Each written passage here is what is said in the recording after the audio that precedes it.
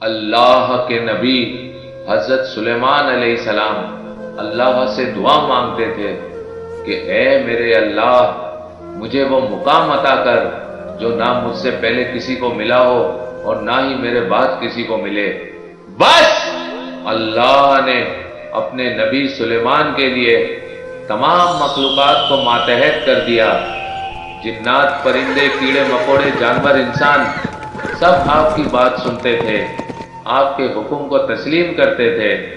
آپ کے تخت کو ہوا اپنے کندھوں پہ اٹھائے چلتی تھی، آپ پرواز کیا کرتے تھے ایسے ہی شان و شوکت سے۔ آسمان پہ سلیمان علیہ السلام کا تخت گزر رہا تھا۔ حضرت سلیمان نے زمین کی طرف دیکھا، ایک عورت منہ پہ مٹی لگی ہوئی عجیب حال میں پاگلوں کی طرح پھر رہی تھی۔ اللہ کے نبی سلیمان نے سوچا کہ اس پاگل عورت سے کون شادی کرے گا؟ اللہ کو یہ بات ناگوار گزری۔ بس تخت سلیمان جیسے ہی بڑھتے بڑھتے دریا تک پہنچا۔ جو انگوٹھی سلیمان علیہ السلام کے ہاتھ میں پہنی تھی وہ ہاتھ سے اتر کے پانی میں گر گئی۔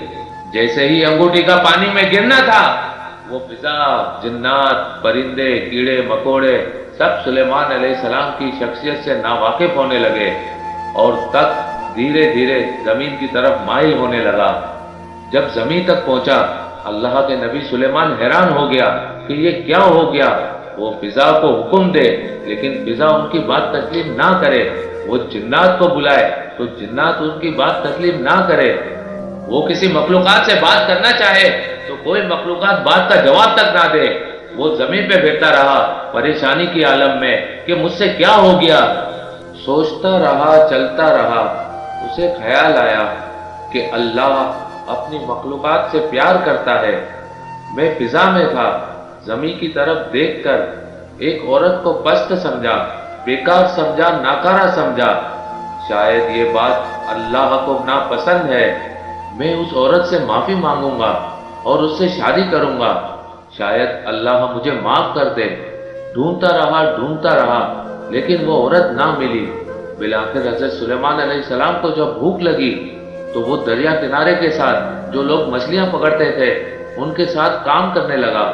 وقت گزرتا رہا، ایک دن وہ عورت مل گئی۔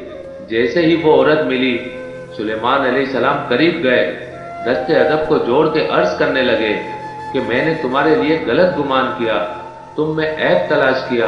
میں یہ بھول گیا تھا کہ تمہیں میرے خالق، میرے مالک نے بنایا ہے۔ کیا تم مجھ سے شادی کرو گی؟ وہ غریب، لاچار اور بدصورت عورت مسکرا کے کہنے لگی کہ اس سے بڑا شرط میرے لیے کیا ہوگا کہ آپ جیسا اتنا خوبصورت جوان مجھ سے شادی کرے۔ مجھ بدصورت سے تو کوئی پیار ہی نہیں کرتا۔ سارا دن لوگوں کی تنقید اور تلخ رویے کا سامنا کرنا پڑتا ہے۔ اللہ کے نبی سلیمان نے شادی کی اور خوش رہنے لگے۔ چند ایام گزرے، حضرت سلیمان علیہ السلام جیسے ہی مچھلیاں پکڑ رہے ہیں تو ایک مچھلی چمک رہی ہے۔ لوگوں نے پکڑا اور آپس میں بات کرنے لگے کہ یہ پوری مچھلی چمک کیوں رہی ہے؟ بس مچھلی کو کاٹنا تھا۔ اس مچھلی کے اندر وہی سلیمان علیہ السلام کی انگوٹھی تھی۔ سلیمان علیہ السلام دیکھ کے اس انگوٹھی کو فوراً اپنے ہاتھ میں پہن لیا۔